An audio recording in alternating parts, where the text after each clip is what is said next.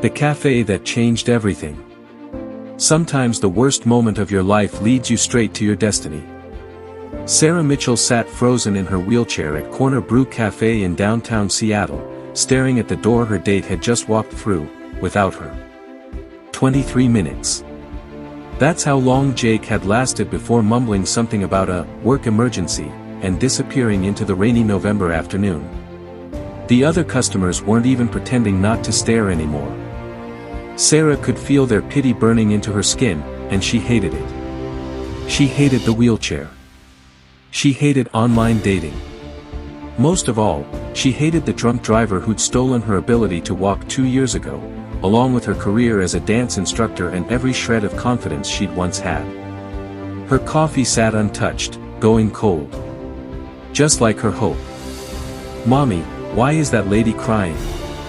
Sarah quickly wiped her eyes and looked up to see a little girl with wild curls and curious brown eyes staring at her. Behind her stood a man in an expensive suit, looking equally curious but far more concerned. "Emma, sweetheart, we shouldn't," the man started. "But she's sad, Daddy. We should help her." The little girl, who couldn't have been more than 6, walked right up to Sarah's table. "Are you okay? Do you need a hug? Hugs always help." Sarah let out a shaky laugh despite herself. "I'm okay, sweetie. Just having a bad day." "The worst kind of bad day," the man said softly, approaching the table. "I'm Marcus Chen. I apologize for my daughter's directness, but she's not wrong. You look like you could use a friend right now." Something in his voice, no pity, no awkwardness, just genuine kindness, made Sarah's walls crack. Sarah Mitchell. "And yeah, today's been pretty terrible. Got stood up on a first date because..." She gestured to her wheelchair. Apparently this is too much baggage for some people. Marcus's jaw tightened. "Then he's an idiot who doesn't deserve 5 minutes of your time. Daddy says Mommy's in heaven now, so we understand about sad," Emma announced, climbing into the chair across from Sarah without invitation. She was sick for a long time. "But Daddy says strong people keep going even when things are really, really hard." Marcus was a CEO, but today he was just a father who recognized pain when he saw it. Sarah looked at this little girl with such innocent wisdom and felt something shift in her chest. "Your daddy's right. I'm trying to be strong, but some days you want to give up," Marcus finished quietly, pulling up a chair. "Believe me, I know. After my wife died last year, I almost sold my company, moved Emma away from everything familiar. I thought running would be easier than facing another day." "What changed your mind?" Sarah asked, surprising herself with how much she wanted to know. "Her." Marcus smiled at his daughter. "One morning, Emma came into my office with this drawing she'd made. It was the 3 of us, her, me, and her mom, but her mom had angel wings. She told me, Mommy would be sad if we stopped trying to be happy. A 6-year-old taught me more about resilience than any business school ever did." Emma nodded seriously. "We can't control the sad things. But we can control what we do after. Right, Daddy?" What happened next, no one in that cafe would ever forget. Marcus looked at Sarah with an intensity that made her breath catch. "Sarah, I don't know you. But I know what giving up looks like, and I see you fighting it right now. Whatever you did before your accident, whatever dreams you lost, those aren't gone. They've just changed shape. I was a dance instructor," Sarah heard herself say. "I taught kids who thought they couldn't dance that their bodies could tell stories. And now I can't even. Can't what? Can't move. Or can't imagine moving differently." Marcus leaned forward. "My company, Chen Innovations, we develop adaptive technology. 3 months ago, we launched a new division focused on accessibility in the arts. We're looking for consultants who understand both the technical limitations and the human spirit." Sarah's heart started pounding. "What are you saying?" "I'm saying that maybe that jerk walking out wasn't your worst moment. Maybe it was the universe getting you exactly where you needed to be. Marcus pulled out a business card.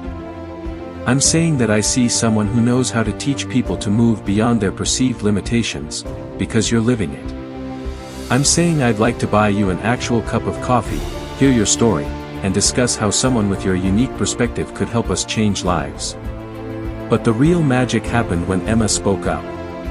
And maybe, Emma added, her eyes sparkling, you could teach people in wheelchairs how to dance. Daddy, can we do that? Can Sarah teach wheelchair dancing? Sarah felt tears streaming down her face again, but this time they weren't tears of humiliation. They were tears of possibility. Wheelchair dance is already a thing, actually. I've been too scared to try teaching again, but adaptive choreography, helping design technology that makes dance accessible to everyone. She looked at Marcus, really looked at him. No pity. No discomfort. Just a man who'd walked through his own fire and recognized a fellow survivor. Why would you offer this to a complete stranger, she whispered. Marcus smiled, and it transformed his entire face. Because 18 months ago, a stranger sat next to me at a park bench when I was at my lowest point. He was in a wheelchair. He told me about rebuilding his architectural firm after a spinal injury, about refusing to let his new reality define his future. He gave me his card and said if I ever wanted to talk, call him. I never did call, but his words stuck with me. He said, the world needs people who've been broken and put themselves back together. We're the only ones who know the glue is stronger than the original pieces. Sarah's hand trembled as she took the business card. I don't even know if I can do this. You're already doing it, Marcus said gently. You got up this morning. You put yourself out there despite being terrified. You showed up. That's the hardest part. What Sarah did next shocked even herself. She straightened her shoulders, wiped her tears, and looked Marcus directly in the eye. Okay. Let's have that coffee. Let's talk about adaptive technology and inclusive design and how we can help people who think their story is over realize it's just beginning a new chapter. Emma clapped her hands. Yay!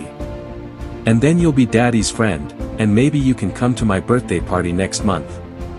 We're having it at a roller rink, but Daddy can make sure there's stuff for wheelchairs too because he's really smart about that. Sarah laughed, really laughed, for the first time in weeks. I'd love to come to your birthday party, Emma. As Marcus ordered fresh coffee and Emma chatted excitedly about her party plans, Sarah glanced back at the door where Jake had walked out. She'd thought that was the end of something. She'd been wrong. It was the beginning of everything, asterisk. 3 months later, Sarah sat, at a press conference next to Marcus as they announced Dance Beyond Limits, a revolutionary program combining adaptive technology with inclusive choreography instruction. The program had already been picked up by 15 schools across Washington state. Sarah had designed the curriculum. Marcus's company had built the technology. Together, they were changing lives. But more than that, Sarah had found something she thought she'd lost forever: purpose. Community. Hope. And maybe, just maybe, something else too. The way Marcus looked at her during meetings, the coffee dates that had become weekly traditions, the way Emma had started calling her Miss Sarah with that special tone reserved for people who mattered, it all pointed to something unexpected blossoming from the worst day of her life. Because here's the truth, Sarah's date didn't abandon her that day. He set her free to find the people who would see her strength instead of her wheelchair, her possibilities instead of her limitations, her whole story instead of just one chapter. The cafe that day was full of strangers. But the only ones who mattered were the CEO and the little girl who decided to stop and care, Sometimes being left behind is the universe's way of pushing you toward the people who won't leave. Sometimes the worst rejection is protecting you from the wrong connection so you're available for the right one.